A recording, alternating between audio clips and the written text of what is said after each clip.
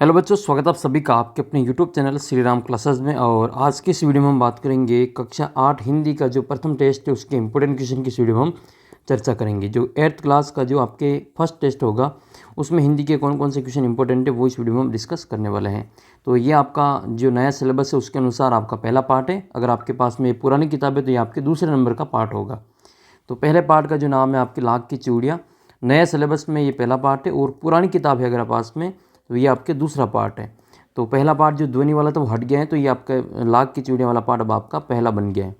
तो इसके जो इंपॉर्टेंट क्वेश्चन है वो इस वीडियो में हम देख लेते हैं। तो लाख की चूड़ियाँ, तो सबसे पहले तो इस जो लाख की चूड़ियाँ पार्ट है, इस पार्ट का जो लेखक है उसका नाम आपको अच्छी प्रकार से याद होना चाहिए। ये एक कहानी है, ठीक है, ये एक कहानी है और लाख की चूड़ियाँ कहानी है और इसके जो लेखक का नाम है वो कामतानाथ। अच्छे से याद कर लेना। इस लाख की चूड़ियाँ जो कहानी है इसके लेखक कौन है? कामता नाथ हैं। पाठ के जो अंदर के प्रश्न हैं वो अपन इसमें देख लेते हैं। कि पहला प्रश्न आपके ये कि बचपन में लेखक अपने मामा के गांव चाव से क्यों जाता था और बदलू को बदलू मामा न कहकर बदलू काका क्यों कहता था। ठीक है, तो ये पहले प्रश्न का उत्तर आपको इसमें बताना है कि बचपन में लेखक अपने मामा के गांव क्यों जाता था और बदलू को अपना मामा नहीं कह के वो बदलू काका कहकर क्यों पुकारता था। तो सबसे पहले तो अपन बात ये करते हैं कि वो अपने मामा के गांव चाव से क्यों जाता था। तो देखो, बचपन में लेखक अपने मामा के गांव चाव से इसलिए जाता था क्योंकि लेखक के जो मामा हैं, मामा के गांव में लाख की चूड़ियाँ बनाने वाला कारीगर बदलू रहता था और लेखक को बदलू काका से अत्यधिक लगाव था क्योंकि वह लेखक को लाख की ढेर सारी रंग बिरंगी जो गोलियाँ थी वो देता था, जो कि उसको बहुत ही अच्छी लगती थी। वैसे तो लेखक के मामा के गांव का होने के कारण बदलू को बदलू मामा कहना चाहिए था, पर लेखक उसे बदलू मामा न कहकर बदलू काका कहता था क्योंकि गांव के सभी बच्चे उसे यही कहकर कहा करते थे। देखो, ये जाहिर सी बात है कि जो जैसे अपने आपके ननिहाल में है तो आपके ननिहाल में जो भी आपके मम्मी के जो भाई होते हैं वो मामा आपके मामा लगते हैं। क्या लगेंगे? मामा लगेंगे। लेकिन आपके जो ननिहाल के जो वहाँ के जो बच्चे हैं वो आपके मामा को वहाँ के सारे बच्चे क्या कहेंगे? वो काका ही कहेंगे या चाचा ही कहेंगे। तो जाहिर सी बात है वो उसके ननिहाल के सारे बच्चे बदलू को काका कहते थे। तो ये भी जो बचपन में जो लेखक जो बचपन में इसके ननिहाल जाता था तो वह भी इसको क्या कहता था? उसको मामा नहीं कह के उसको काका ही कहता था क्योंकि गाँव के जो सारे बच्चे हैं उसके मामा के गाँव के सारे बच्चे उसको काका ही कहते थे। दूसरा प्रश्न है आपके, दूसरे प्रश्न है वस्तु विनिमय क्या है? विनिमय की प्रचलित पद्धति का नाम क्या है? देखो, वस्तु विनिमय क्या होता है? विनिमय का मतलब होता है आदान प्रदान। वस्तु के बदले कोई हम चीज़ लेते हैं, वस्तु के बदले वस्तु लेते हैं तो उसको अपन वस्तु विनिमय कहते हैं। जैसे वस्तु विनिमय पद्धति में क्या होता है कि एक वस्तु देकर दूसरी वस्तु ली जाती है। जैसे मान लो गाँव में सब्जी वाला है तो घर से अपन तो मान लो गांव में सब्जी वाला है तो घर से अपन मान लो घर से जो गेहूं ले जाएंगे, ठीक है, और गेहूं ले जाएंगे और उसके बदले में वहाँ से अपन इसको सब्जी खरीदेंगे। तो जो गेहूं के बदले अपन सब्जी खरीद रहे हैं वो जो पद्धति है उसको अपन क्या कहेंगे? उसको वस्तु विनिमय कहते हैं। लेकिन ये जो पद्धति है बिल्कुल कम काम में आती है, प्राचीन समय में आती थी लेकिन गाँव में आज भी जो आपको कहीं कहीं देखने को ये मिलती है। शहरों में यह प्रचलित नहीं है। शहरों में वस्तु विनिमय की जगह पे जो प्रचलित पद्धति है उसका नाम है मुद्रा विनिमय। मुद्रा विनिमय में क्या होता है? मुद्रा का मतलब होता है पैसा, धन, ठीक है। तो उसमें पैसे दिए जाते हैं और वस्तु खरीदी जाती हैं। जो आज के युग में या फिर आज के दौर में यही पद्धति प्रचलित है कि पैसे दिए जाते हैं और वस्तु खरीदी जाती हैं। जैसे मान लो आपको कोई सामान खरीदना है तो उसको पैसे देंगे और वो अपने को वस्तु देगा। लेकिन प्राचीन समय में ये वस्तु विनिमय का जो प्रचलन था, वस्तुएं खरीदने के लिए उसको वस्तु दी जाती थी और उसके बदले में वापस हमें वस्तु मिलती थी। तो ये अब मुद्रा प्रचलन के कारण वर्तमान परिवेश में जो वस्तु का लेन देन मुद्रा के द्वारा होता है। अब विनिमय की जो प्रचलित पद्धति है वो पैसा है। क्या है? पैसा, ठीक है। तो ये पैसा है, तो पैसा के कारण वस्तुओं को अपन खरीदते और बेचते हैं। तो दूसरा प्रश्न में आपको इस प्रकार से इसका आंसर लिख लेना है। देखो, तीसरा प्रश्न है आपके, मशीनी युग ने कितने हाथ काट दिए? इस पंक्ति में लेखक ने किस व्यथा की ओर संकेत की है? इस पंक्ति में जो लेखक ने कारीगरों की व्यथा को संकेत किया है कि मशीनी युग ने जो मशीनों ने जो कारीगरों के हाथ काट दिए। इसमें कारीगरों की व्यथा को बताया गया है कि उन कारीगरों का रोज़गार इन पैतृक काम धंधों से ही चलता था। जो लाख बनाने का काम करते थे, जो भी काम किया जाता था उनको पैतृक काम से इनका काम धंधा चलता था। लेकिन ये जो मशीनों के आगमन से ही जो इनका जो कारीगरों का हाथ से काम है वो छीन लिया गए हैं। मानो कि उनके हाथ काट लिए गए हैं। उन कारीगरों का रोज़गार इन पैतृक काम धंधों से ही चलता था। इसके अलावा उनके जो उन्होंने कभी भी कुछ नहीं सीखा और वे पीढ़ी दर पीढ़ी इस कला को बढ़ाते चले गए और साथ में वो रोजी रोटी भी चला रहे थे। परंतु मशीनी युग ने उन सभी की जो रोजी रोटी वो भी छीन ली, उस पर वार किए हैं और मशीनों ने लोगों को बेरोजगार बना दिया। वे भूखों मरने के लिए कगार पर आ गए। तो मशीनों के प्रयोग से बदलू जैसे कुशल कारीगरों का जो काम है वो हाथ से काम निकल गया, हाथ से काम छीन गया। वे या तो बेरोजगार हो गए या फिर अन्य व्यवसाय को अपनाने में विवश हो गए। तो ये आप इसमें लिख सकते हैं। चौथा है आप इसमें, बदलू के मन में ऐसी कौन सी व्यथा थी जो लेखक से छिपी ना सकी। तो बदलू जो था वो लाख की चूड़ियाँ बेचा करता था, परंतु जैसे जैसे वो कांच की चूड़ियों का प्रचलन बढ़ता गया उसका व्यवसाय ठप पड़ने लगा। अपने व्यवसाय की यह दुर्दशा बदलू को मन ही मन में कचोड़ती थी और बदलू के मन में इस बात की व्यथा थी कि मशीनी युग के परिणाम स्वरूप है जो उसके जैसे अनेक कारीगर बेरोजगार और उपेक्षा की शिकार हो रहे हैं। अब लोग कारीगरी की कदर न करके दिखावटी चमक पर अधिक ध्यान देते थे। यह व्यथा लेखक से छिपी न सकी। नेक्स्ट है आपके पांचवा क्वेश्चन है, मशीनी युग से बदलू के जीवन में क्या क्या बदलाव आया। तो मशीनी युग से जो बदलू के जीवन में जो बदलाव आया वो यह आया कि एक तो बदलू का जो व्यवसाय था लाख की चूड़ियाँ बनाने वाला वो बंद हो गया।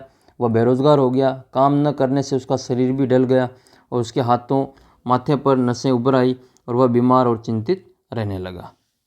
तो ये आपके 5 क्वेश्चन है वो बहुत ही इम्पोर्टेंट आपके बनते हैं।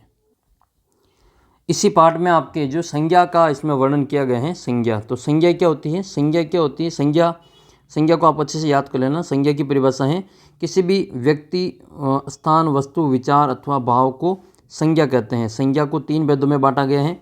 व्यक्तिवाचक संज्ञा, जैसे किसी व्यक्ति का नाम होगा, जैसे लल्ला है, राम है, श्याम है, रज्जो है। किसी वस्तु का नाम है, जैसे गाय है, कांच, ये आपके जो व्यक्तिवाचक संज्ञा के उदाहरण हैं। नेक्स्ट है फिर आपके इसका जो दूसरा प्रकार है वो जातिवाचक संज्ञा। जातिवाचक संज्ञा में क्या होता है, जैसे उसकी जाति से पता चलता है, जैसे चरित्र, स्वभाव, वजन, आकार आदि के द्वारा उसको जाने जाने वाली संज्ञा को जातिवाचक संज्ञा कहते हैं। फिर आती है भाववाचक संज्ञा। तो भाववाचक संज्ञा में क्या है, सुंदरता, नाजुक, प्रसन्नता इत्यादि, इनमें से कोई भी व्यक्ति नहीं है और नहीं आकार या वजन है, परंतु उसको अनुभव किया जाता है। तो पाठ में जो तीनों प्रकार की संज्ञाओं का इसमें वर्णन किया गया है और आपको इसमें से कुछ इसमें जो प्रकार है उनको यहाँ पर लिख के बताना है। तो जैसे जातिवाचक संज्ञा कौन कौन सी है, भाववाचक संज्ञा है, एक तो इनके प्रकार लिखने, तो एक तो इसकी परिभाषा। संज्ञा की परिभाषा क्या है, संज्ञा कितने भेदों में बांटी जाती है, उसके भेदों के नाम आपको अच्छे से याद कर लेना है। ठीक है, तो किसी वस्तु, व्यक्ति, स्थान के भाव या गुण धर्म को संज्ञा कहते हैं। संज्ञा के 3 भेद हैं, व्यक्तिवाचक संज्ञा, जातिवाचक संज्ञा और भाववाचक संज्ञा। फिर पहले पार्ट के बाद में अपना दूसरा पार्ट आता है बस की यात्रा। बस की यात्रा एक प्रकार का व्यंग्य है। ये बस की जो स्थिति है, दशा है, उसके ऊपर इसमें व्यंग्य किया गया है। तो इसके जो लेखक है, एक तो इनके लेखक का नाम आपको अच्छे से याद कर लेना है। ठीक है, तो बस की यात्रा पाठ के जो लेखक है उनका नाम है हरिशंकर परसाई। मोस्ट इंपोर्टेंट प्रश्न बनता है हरिशंकर परसाई। हरिशंकर परसाई इनके जो लेखक है इनका नाम है। तो हरिशंकर परसाई आप नाम याद रखना। ये बस की यात्रा पाठ के लेखक का नाम है, बार बार पूछा जाता है और इसके जो इम्पोर्टेंट क्वेश्चन है वो भी अपन इसमें देख लेते हैं। तो इसका पहला पार्ट है का दूसरे पार्ट का जो पहला प्रश्न है इसमें आपको कारण बताना है। मैंने उस कंपनी के हिस्सेदार की तरफ पहली बार श्रद्धा भाव से देखा। अब लेखक के मन में हिस्सेदार साहब के लिए श्रद्धा क्यों जग गई। तो देखो इसमें आपको इसका कारण बताना है कि उसके लेखक के मन में हिस्सेदार साहब के लिए श्रद्धा क्यों जाग गई। तो पहले प्रश्न का उत्तर अपन इस प्रकार लिखेंगे कि लेखक के मन में बस कंपनी के हिस्सेदार साहब के लिए श्रद्धा इसलिए जाग गई कि वह टायर की स्थिति से परिचित होने के बावजूद भी बस को चलाने के साहस जुटा रहा था। कंपनी का हिस्सेदार अपनी पुरानी बस की खूब तारीफ कर रहा था। अर्थमोह की वजह से आत्म बलिदान की ऐसी भावना दुर्लभ थी कि जिसे देखकर लेखक भी हतप्रभ हो गया और उसके प्रति उसके मन में कंपनी के हिस्सेदार के लिए जो श्रद्धा भाव उमड़ता है। लेखक को तो साहस और बलिदान की भावना को देखकर ऐसा लग रहा था कि उन्हें किसी क्रांतिकारी आंदोलन का नेता होना चाहिए। फिर आपका दूसरा प्रश्न है, लोगों ने सलाह दी कि समझदार आदमी इस शाम वाली बस में सफ़र नहीं करते हैं। तो लोगों ने ऐसी सलाह क्यों दी।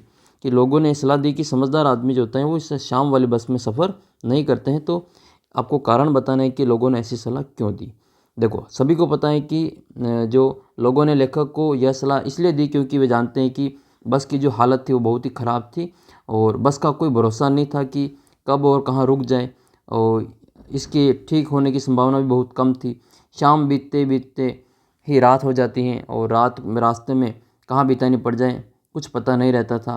तो उनके अनुसार यह बस जो थी वो डाकिन की तरह थी। तो इस कारण से लोगों ने ये सलाह लेखक को दी थी। तीसरा प्रश्न है, ऐसा जैसे सारी बस ही इंजन है और हम इंजन के भीतर बैठे हैं, लेखक को ऐसा क्यों लग रहा था? ऐसा जैसे सारी बस ही इंजन है और हम इंजन के भीतर बैठे हैं, लेखक को ऐसा क्यों लगा था?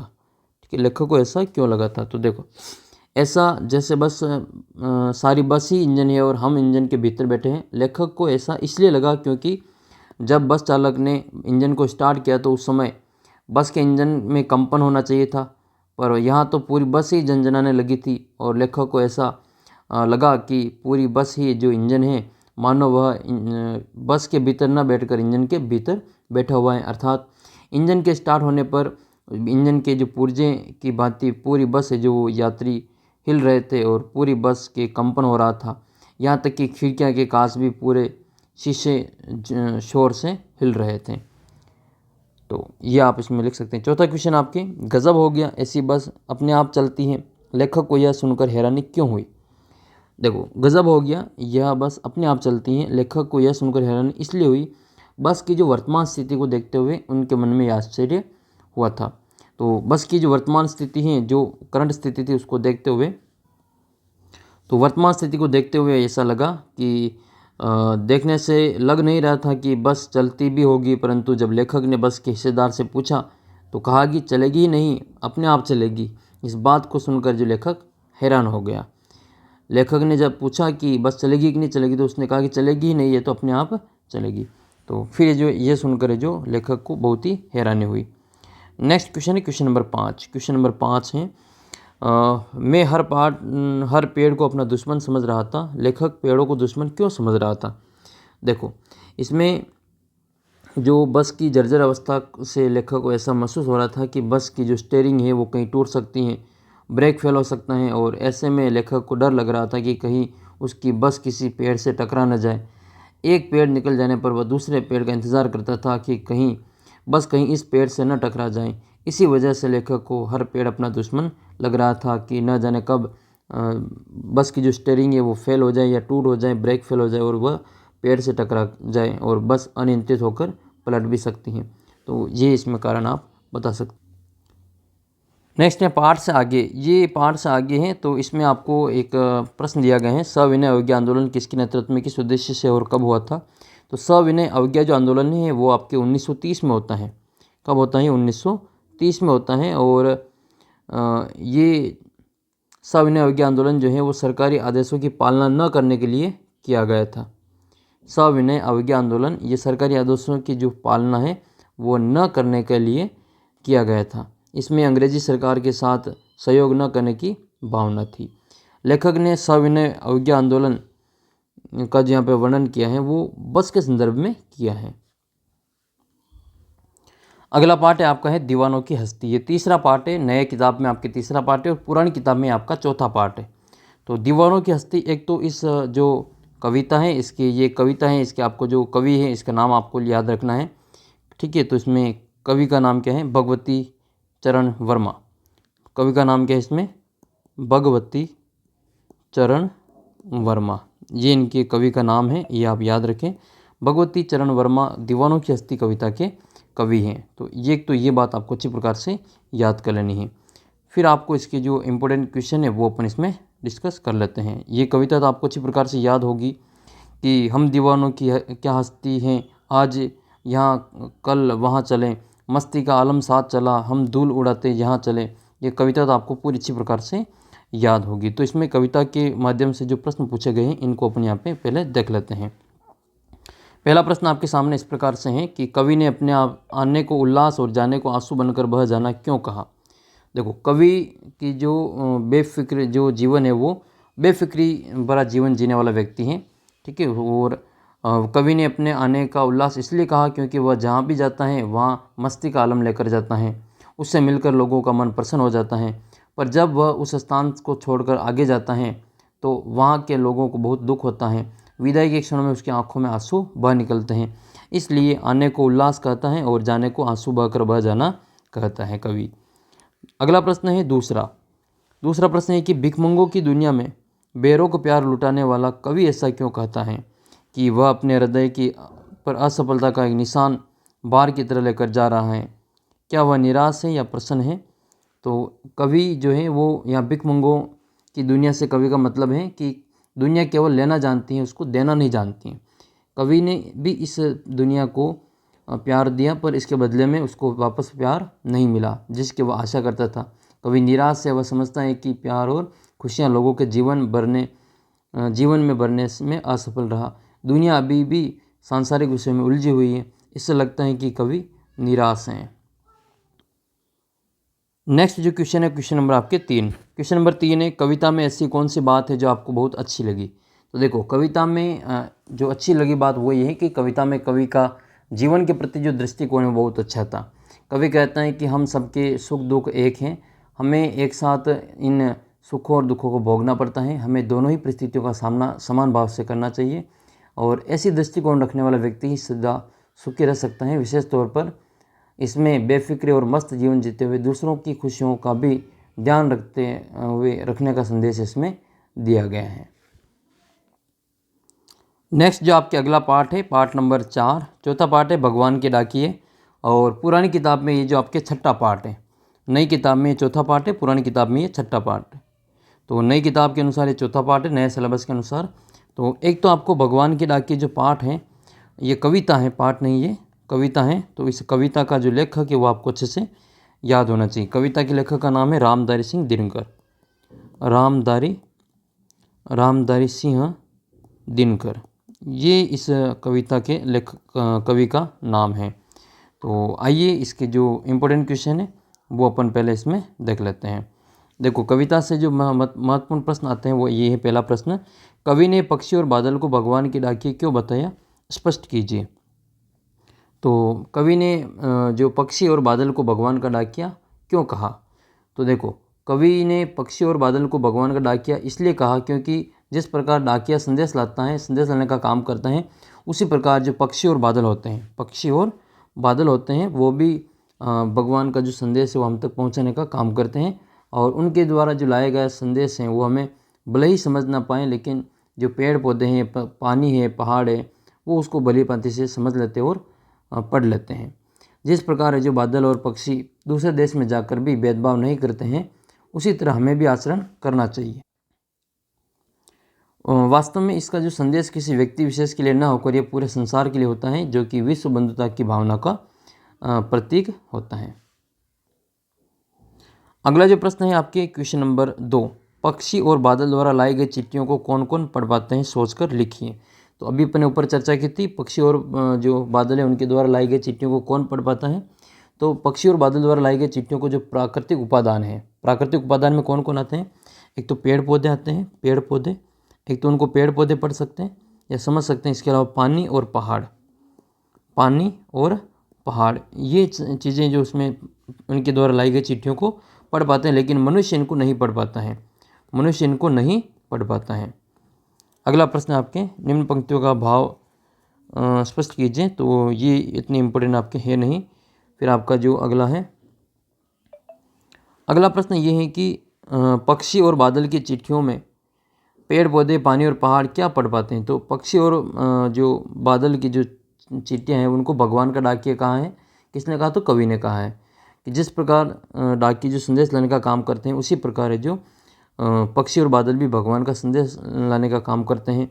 और पक्षी और बादल की जो चिट्ठियाँ होती हैं इनमें पेड़ पौधे, पानी और पहाड़ भगवान के भेजे एकता और सद्भावना का जो संदेश होता है उसको पढ़ पाते हैं और उस पर अमल करते हुए नदियाँ समान भाव से सभी लोगों में अपने पानी को बांटती हैं। पहाड़ भी समान रूप से उनके साथ सबके साथ खड़े होते हैं। पेड़ पौधे जो होते हैं वो समान भाव से अपने फल फूल सुगंध सभी को बराबर बांटते हैं और किसी के साथ भेदभाव नहीं करते हैं। नेक्स्ट है 5वां प्रश्न है, एक देश की धरती दूसरे देश को सुगंध भेजती, कथन का भाव स्पष्ट कीजिए। इंपॉर्टेंट क्वेश्चन है ये कि इसमें एक देश की धरती दूसरे देश को सुगंध कैसे भेजती, इसका कथन का भाव क्या है वो आपको स्पष्ट करना है। इसमें कवि कहता है कि एक देश की धरती पक्षियों के माध्यम से अपनी सुगंध, प्यार दूसरे देश को प्रेम, एकता और समानता और सद्भावना का संदेश भेजती हैं। धरती अपनी भूमि में उगने वाले फूलों की सुगंध से हवा से पानी को बादलों के रूप में भेजती हैं, सुगंध को हवा के रूप में भेजती हैं और पानी को बादलों के रूप में भेजती हैं। हवा में उड़ते हुए पक्षियों के पंखों पर प्रेम प्यार की सुगंध तैरकर दूसरे देश तक पहुंचने का ये कार्य किया जाता है। अच्छा, जैसे अभी तो जैसे संदेश भेजने के लिए आजकल जो इलेक्ट्रॉनिक मीडिया हो गया है, आपको टीवी, रेडियो, मोबाइल, इंटरनेट, इनके द्वारा जो संदेश एक स्थान से दूसरे स्थान पे भेजा जाता था या फिर आपके पोस्ट ऑफिस के द्वारा आपके संदेश आता है। लेकिन प्राचीन समय में, सबसे प्राचीन समय में किस पक्षी की सहायता से जो संदेश एक स्थान से दूसरे स्थान पे भेजा जाता था, उस पक्षी का नाम आपको कमेंट करके बताना है। इसके अलावा इस पार्ट में आपके जो वर्ल्ड वाइड वेब दे रखा है www, ठीक है, तो इस www का पूरा नाम आपको याद होना चाहिए। इसका पूरा नाम होता है वर्ल्ड वाइड वेब। ये इसका जो पूरा नाम है वो आप अच्छे से याद कर लें। तो अपन ने इस वीडियो में 4 पार्ट के जो प्रश्न उत्तर देखे, 4 पार्ट के जो इम्पोर्टेंट लगभग सारे क्वेश्चन देख लिए। और इम्पोर्टेंट तो क्या, हमने चारों पार्टों के जो पीछे के प्रश्न थे वो सारे देख लिए। और इसके अलावा आपको संज्ञा के बारे में पता होना चाहिए। संज्ञा के अलावा सर्वनाम, संज्ञा, सर्वनाम और इसके अलावा विशेषण, संज्ञा, सर्वनाम, विशेषण, इनके बारे में इनकी जो परिभाषाएं वगैरह आपको अच्छे से याद कर लेनी, बार बार ये पूछी जाती है। और इनके अलावा विलोम शब्द आपको पता होना चाहिए। मुहावरे हैं, जैसे मैं आपको एक मुहावरा पूछता हूँ, 9 2 11 होना, मुहावरे का अर्थ बताइए। 9 2 11 होना, मुहावरे का अर्थ बताना है। एक कमर कसना, मुहावरे का अर्थ बताना है। कमर कसना, मुहावरे का अर्थ बताना है। ठीक है, दोनों मुहावरे का अर्थ आप कमेंट करके बताना। विलोम, जैसे आपके छोटा का विलोम क्या हो जाएगा, बड़ा हो जाएगा। उल्टा, विलोम का मतलब उल्टा, तो छोटा का विलोम क्या हो जाएगा, बड़ा हो जाएगा। ठीक है, जब वैसे सुख का विलोम क्या हो जाएगा, सुख का विलोम हो जाएगा आपके दुख। सुख का विलोम क्या होगा, दुख होगा। वैसे ही आपको जो गरीब का विलोम बताना है, एक तो गरीब का विलोम क्या होगा। इसके अलावा आपको इसमें विलोम बताना है दिन का विलोम। ठीक है, दिन का विलोम क्या होगा, इन दोनों का विलोम आप कमेंट करके बताना। इन दोनों मुहावरों का अर्थ कमेंट करके बताना। और संज्ञा कितने प्रकार की होती हैं, कितने भेद है संज्ञा के, इन तीनों के जो भेद हैं उन तीनों भेदों के नाम आप कमेंट करके बताना। तो संज्ञा के बाद में आता है सर्वनाम। सर्वनाम क्या होता है, जो शब्द संज्ञा की बदले काम आता है उनको अपन सर्वनाम कहते हैं। जो शब्द संज्ञा के बदले काम आते हैं उसको अपन सर्वनाम कहते हैं। और फिर इसके बाद में संज्ञा के बाद में आता है सर्वनाम। सर्वनाम के बाद में आता है विशेषण। विशेषण क्या होता है, जो शब्द संज्ञा और सर्वनाम की विशेषता बताता है उसको अपन विशेषण कहते हैं। जैसे यह सुंदर गाय, यह सुंदर गाय है, तो इसमें इस गाय की विशेषता है वो कैसी गाय है, सुंदर है। या सुंदर की जगह सफ़ेद हो तो यह सफ़ेद गाय है, तो उस गाय की विशेषता है वो सफ़ेद गाय है। ठीक है, तो इसमें जो शब्द संज्ञा की विशेषता बता रहे हैं, इसमें गाय की विशेषता सफ़ेद बता रहा है, तो सफ़ेद क्या हो जाएगा, इसमें विशेषण हो जाएगा। उम्मीद करता हूँ आपके लिए ये वीडियो काफ़ी बेनिफिट रहेगा आपके टेस्ट के लिए। वीडियो को अपने सभी दोस्तों के साथ में शेयर जरूर करना। NMMS परीक्षा की अगर आप तैयारी कर रहे हैं तो आप चैनल को सब्सक्राइब करके रखना, क्योंकि यहाँ पर मैं आपको पूरी उसकी तैयारी करवाने वाला हूँ। वीडियो को सभी दोस्तों के साथ में शेयर जरूर करना। अपना व्हाट्सअप ग्रुप है उसको ज्वाइन कर लेना, और मेरा व्हाट्सअप नंबर है 75 68 35 00 69। तो आप चाहे तो मैथ्स का कोई सवाल समझ में नहीं आए तो उसकी फ़ोटो खींच के इस नंबर पर भेज देना, उसका सोल्यूशन आपको वीडियो के रूप में भेज देंगे। मिलते हैं आपको अगले वीडियो में, तब तक जय हिंद, जय भारत।